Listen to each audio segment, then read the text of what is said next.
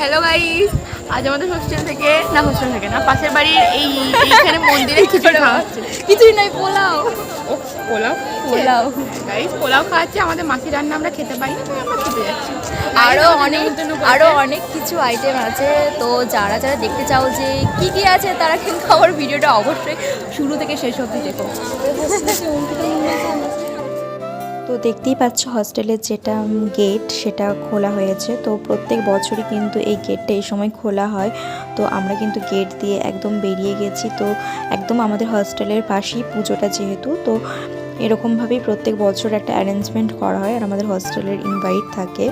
তো মাসির রান্না খেতে খেতে আমরা কিন্তু সকলেই ক্লান্ত, একদম মুখের স্বাদ বদলানোর জন্য সবাই মিলে চলে এসেছি এখানে। আর দেখতেই পাচ্ছ কত ভিড়, খুব সুন্দর কিন্তু একটা অ্যারেঞ্জমেন্ট থাকে প্রত্যেক বছরই।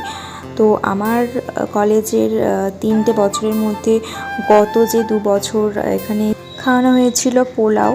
তো সমস্ত মেনু কিন্তু একই রকম আছে। তো এবছরে দেখলাম যে ফ্রাইড রাইস করেছে, তো সেটারও কিন্তু টেস্ট ভীষণ সুন্দর ছিল। প্রত্যেকটা জিনিসই ওই যে কথায় আছে না, ঠাকুরের ভোগ যেরকমই হোক না কেন তার স্বাদ একটা আলাদা রকমই। তো এবছরে একটা মিসিং ছিল, সেটা হচ্ছে ঠাকুরের যে প্রসাদটা সেটা কিন্তু এবছরে দেওয়া হয়নি।